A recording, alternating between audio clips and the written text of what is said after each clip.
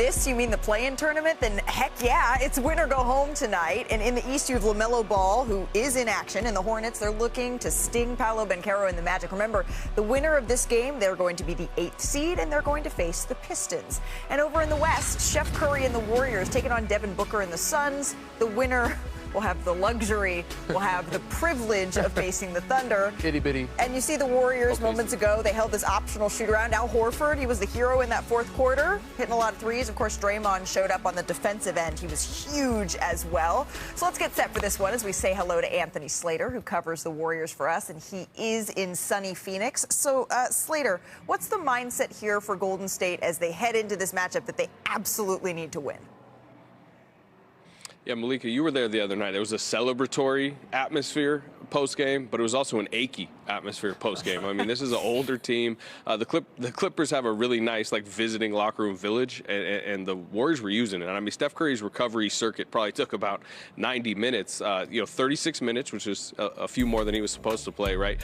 That's only the 4th time this year he's reached that much. They did not practice yesterday. They flew. You mentioned the optional shoot-around. I did not see Steph at it today. It seems like he's kind of prioritizing the rest. But they know the stakes tonight. They also know who they're going against. Dillon Brooks, a long-time Steph Curry nemesis. If you remember last playoffs against the Rockets, Steph Curry had a thumb issue and Dillon Brooks was, hitting it after shots. It was something the Warriors were pretty upset about. So they know Brooks is going to come in and play really physical with Steph tonight. It's a short turnaround, but, Steph Curry with these stakes, even with the bulky knee, I mean, we've seen what he can do. Yeah, I mean, Dillon Brooks is somewhere hearing, achy Golden State Warriors and doing that stare down that he does before every single game. You mentioned the achiness. Kristaps Porzingis, he had 20 points, was huge on Wednesday against the Clippers, but he's questionable here with ankle soreness. Is this a true questionable? How likely is it that we see him out there?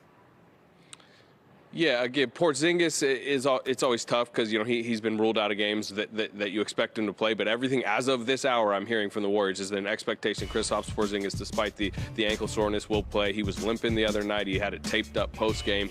And Draymond Green, had his own issues, but he's been cleared to play. But yeah, I do expect Porzingis out there. And if Steph Curry does miss 12 minutes of the 48, Porzingis needs to be that second scorer. Yeah, Porzingis was so big for them, and having as close to healthy of a roster as they can, they're going to need that against Phoenix. Slater, we appreciate it. Enjoy tonight's game. Steph Curry, he is quickly becoming the king of the play-in. He's gone for at least 35 points in 4 of his 5 career play-in games. That's, of course, in large part thanks to the two-man game between Steph and Draymond, which my girl Shanae, she saw that coming. Clippers, she tried to warn you before the last game. Previously on NBA Today. Steph Curry and Draymond Green work extremely well together offensively. This is how you get a shooter some looks. Slam screens here creates a wide open window. This is the last thing you want to see if you're an opposing coach. Steph with that much room, it's just a layup for him. They generate the most points per direct handoff. This is the best two-man action.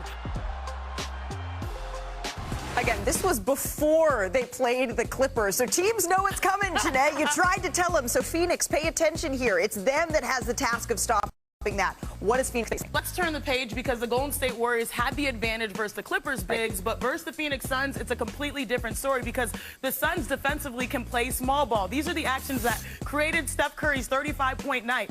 The drop coverage by the bigs for the Clippers, that's barbecue chicken for Steph. Instead, for the Suns, they have people that can switch. Their small defensive lineup with Brooks, Iguodala, if you think about it, Dunn, number of players, O'Neal, that can get up around the three-point line and close the gap. Now, this is the crazy slam screen. How does he pass it behind his back like that? They just know each other better than anybody else. Here, he's going to attack the open side. When you have your high foot up there, Steph is just going to make sure it rains from 3. But the Suns actually have better defenders for that small ball action. Now, you guys know, I love stats. I love numbers, but sometimes they just blow your mind. We know Steph does damage with his feet. He runs more than any player to get his threes, but Steph Curry also has the shortest average gather and duration, which is catch and shoot on three-point attempts this season at 0.63 seconds per Genius IQ. So he combines the movement and speed with super fast form. Good luck guarding that, Dillon Brooks. I know you're going to use all your tactics up your sleeve. Absolutely, he is going to, as the Warriors try to become just the second 10 seed to make the playoffs through the play-in. So if that is going to be what Phoenix needs to slow down, the key to this game tonight is going to come down to what, Tim? Yeah, I mean, listen, Dillon Brooks is going to be a main character. Always. And he loves that. And by the way, this ain't new. He has knocked out the Warriors in this last playing game before, 2021, when he was with the Grizzlies. And he's got, Slater mentioned, he's got some history.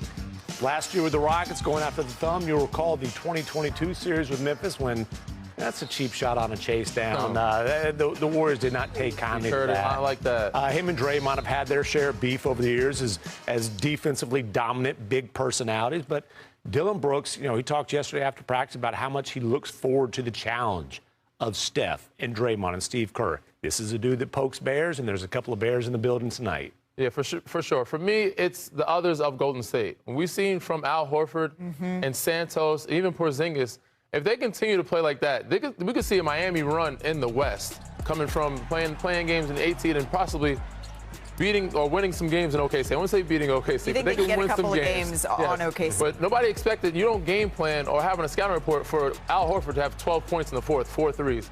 Porzingis, Santos making plays. And defensively, they were great. Draymond spectacular, but those guys were involved in every defensive action. They blitzed Kawhi. They showed crowds. Kawhi did not feel comfortable enough. Draymond did great on Kawhi, but those guys were very heavily involved in every defensive situation. And this is why, as Steve Kerr said, Steph Curry came back to play meaningful basketball. Al Horford said he didn't envision it necessarily being in the play-in, but this is their path to the postseason. We're going to get to see that tonight. Three-time NBA champion Danny Green. Danny, the Warriors, for their part, kept their season alive Wednesday. We had vintage performances from both Steph and Draymond. How confident are you they can keep that momentum going and get another road win to earn a playoff spot?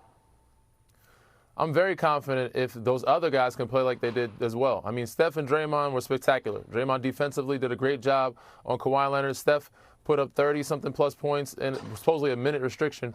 But if you can get additions from guys like Al Horford, Santos, and Porzingis showing up the way they did, you have a really good shot at winning a lot of your games because nobody on the scouting report prepares for that. So they can definitely, with their experience and their championship DNA with Draymond and Steph, and also player experience with those other guys, have an edge.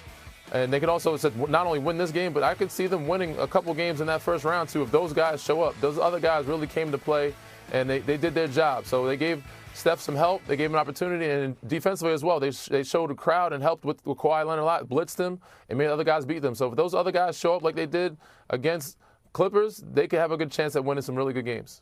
Yeah, and if you look at the box score from that game, Steph goes 36 minutes, had 27 of his points in the second half. But, Danny, when you look at Phoenix for today, what is the formula for them as slight home favorites to send Golden State home?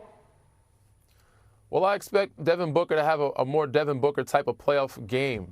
A game against Portland, he played well, not particularly as Devin Booker well. He didn't play bad, but I'd expect him to come out a little more aggressive. He let Jalen Green kind of take over, be the more aggressive one to shoot most of the shots.